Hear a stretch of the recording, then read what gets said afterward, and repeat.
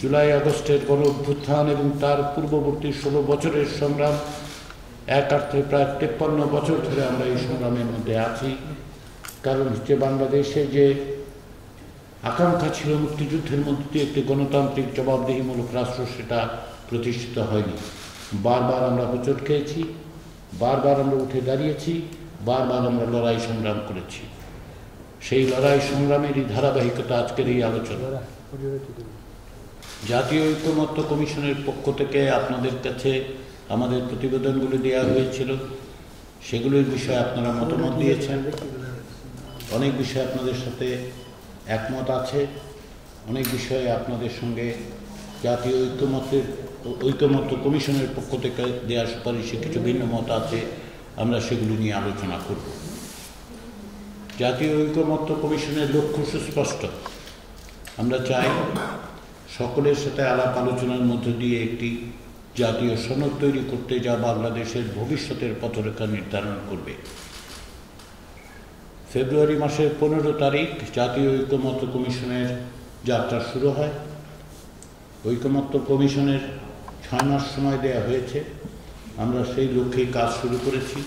15 March থেকে আমরা রাজনৈতিক দল ও শক্তি জোটের সঙ্গে আলোচনা শুরু করেছি।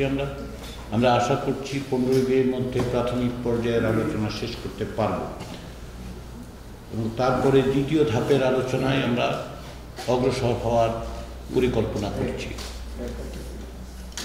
যে সমস্ত বিষয়ে রাজনৈতিক দলগুলোর সঙ্গে ঐকমত্য তৈরি হবে, সেগুলোর ভিত্তিতেই জাতীয় সনদ তৈরি হবে।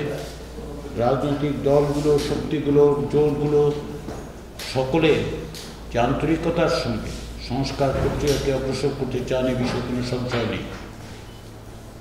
সে কারণেই আমরা এখানে আসতে পেরেছি এবং আমরা কথা বলতে পারছি। প্রত্যেকের রাজনৈতিক অবস্থান থেকে তারা তাদের মতামত দিয়েছেন, আপনাদের ক্ষেত্রেও তাই হয়েছে।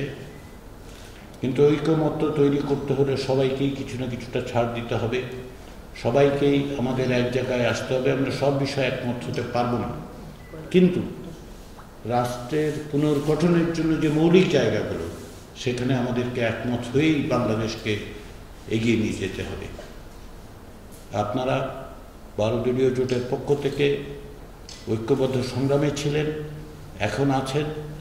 আমরা প্রথম পর্যায়ে অতিক্রম করছি। আমার দৃঢ় বিশ্বাস যে আপনারা আগামীতে রাষ্ট্র পুনর্গঠনের এই সংগ্রামে, এই প্রচেষ্টায় আপনারা নিঃসন্দেহে আমাদের সঙ্গে থাকবেন। আমরা সকলে একত্রে থাকব। পাশাপাশি যেটা বলা দরকার সেটা হচ্ছে, জাতীয় ঐকমত্য তৈরির দায়িত্বটা কেবলমাত্র জাতীয় ঐকমত্য কমিশনের নয়। আপনারা যারা সংগ্রামে আছেন, আজকে আমাদের সাথে যারা কথা বলছেন, আপনারা আপনাদের সহযোগীদের সাথে কথা বলুন, অন্যান্য রাজনৈতিক শক্তির সঙ্গে কথা বলুন, কি করে আমরা এক জায়গায় আসতে পারি। শুধুমাত্র এই টেবিলে বসে এইখানে আলোচনায় আমরা জাতীয় ঐকমত্যের চূড়ান্ত জায়গায় পৌঁছতে পারবো, আমরা তা মনে করি না। আমাদের ভূমিকা হচ্ছে অনুঘটকের, আমরা সেই চেষ্টা করছি। কিন্তু রাজনৈতিক শক্তি হিসেবে আপনাদের উপর এই আশা, এই বিশ্বাস, এই আস্থা আমার আছে, আমাদের আছে, যে আপনারা অন্যদের সাথে কথা বলবেন, ভিন্ন মতের জায়গাগুলোকে সংকুচিত করে এক জায়গায় আসবার জন্য আপনারা আপনাদের সহযোগী রাজনৈতিক শক্তিগুলোকে অনুপ্রাণিত করবেন এবং তার মধ্যে দিয়ে আমরা এক জায়গায় উপনীত হতে পারব। সেই আশা রেখে, সেই বিশ্বাস রেখে, সেই আস্থা রেখে, সেই প্রত্যাশা রেখে আবারও আমি জাতীয় ঐকমত্য কমিশনের পক্ষ থেকে 12 দলীয় জোটের নেতৃবৃন্দকে আমার আন্তরিক ধন্যবাদ জানিয়ে আমার বক্তব্য শেষ করছি।